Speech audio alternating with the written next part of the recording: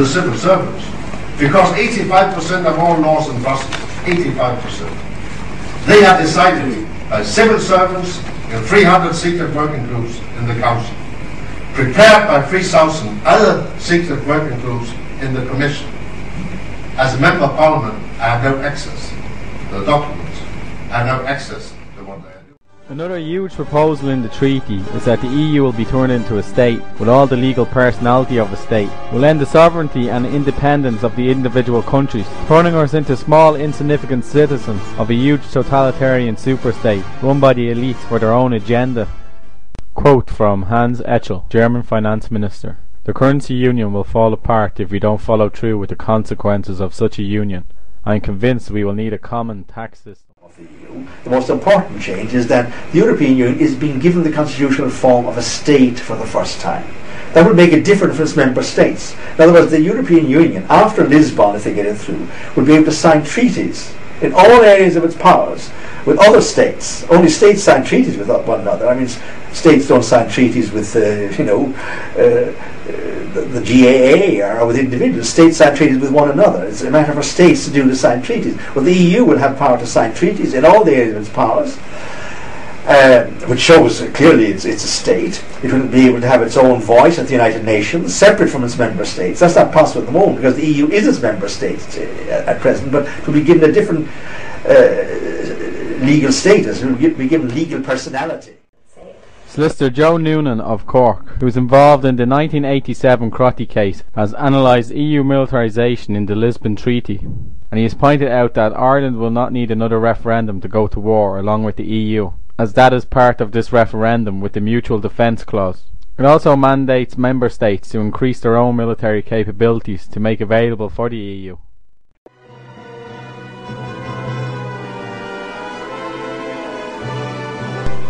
QMV, Qualified Majority Voting, will be used in the Council of Ministers. The Lisbon Treaty will reduce our power and put the control of Europe into the hands of a few large states. And after the treaty, using the word states won't just be an EU term for countries, that is what it will legally be. There are two parts to qualified majority voting, which is set up in such a way to concentrate power even further. The important factor of qualified majority voting is that it will be based on the population count of each state, and the number of ministers will be changed to represent their populations. A state that has more land, thus a larger population, will be given even more voting power. Or rather, those states' ministers will be given even more power to vote whatever way they want, even if it's not what their people want. First we'll quickly look at the undemocratic way of passing a law, and then the nice-sounding deceptive way to block a law. With QMV, to pass a law, at least 15 states out of the 27 must vote yes, but those states must also have over 65% of the EU population, or it won't be passed. Let's look at the EU population for a moment. The EU has 490 million people. 65% equals 319 million. So of all the states voting yes, their population must add up to at least 319 million to get the law passed. Example 1. The ministers of Germany, France, UK, Italy, Poland and Romania agree on a new law. These 6 states actually contain 326 million people, slightly more than the 65% needed. But 15 states is also needed to pass a law. So these 6 would only need to persuade 9 other state ministers, such as Bulgaria, Czech Republic, Estonia, Hungary, Luxembourg, Latvia, Lithuania, Slovakia and Slovenia. And the law will then be passed for all member states. That means the other 12 states, Austria, Belgium, Cyprus, Denmark, Finland, Greece, Ireland, Malta, Netherlands, Portugal, Spain, Sweden, the majority being well-established EU members, would still have no power, even when joining together. The combined population of these states is only 121 million. Not even enough to block, and a long way from the 65% rule if they with 3 other medium-sized states decided to vote yes on another law. Blocking. Rules for states that wish to stop a yes vote. As of this time, the EU's official frequently asked questions page does not fully explain the important blocking factor. The missing piece of information makes their explanation very misleading, but legally they are covered, as they are not really lying. They have just conveniently left out a vital piece of information. a clerical error they could plead.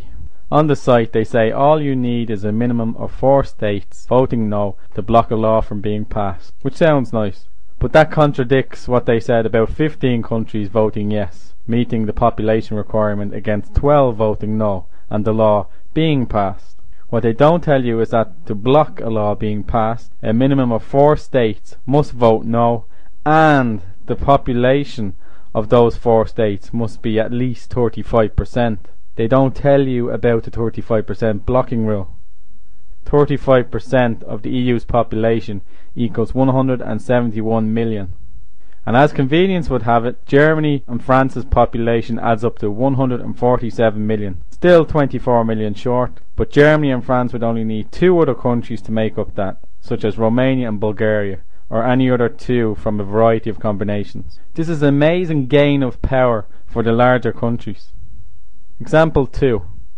In the Council of Ministers, if 23 states vote yes to a new law, say for example making a more competitive EU for the medium-sized states, it only takes France and Germany, along with 2 others such as Romania and Bulgaria, to block it. And we've already seen that 12 states, such as Spain, Netherlands, Belgium, Sweden, Ireland, etc., would be powerless, even combining together, because they don't meet the 35% population rule. The Lisbon Treaty is in contrast to democracy, a government run by the people. If it were passed, it would leave the people of Europe in a dangerous position, as to manipulate the direction of the EU, even fewer individuals need to be corrupted. This treaty leaves the power of the EU wide open for misuse. We discovered that the more you look into the EU, the more it becomes clear that it is part of an even bigger global agenda.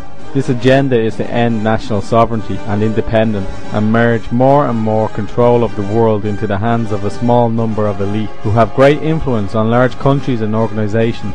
History has proven how this level of power corrupts, and has shown how it's open to abuse, tyranny and repression of the population.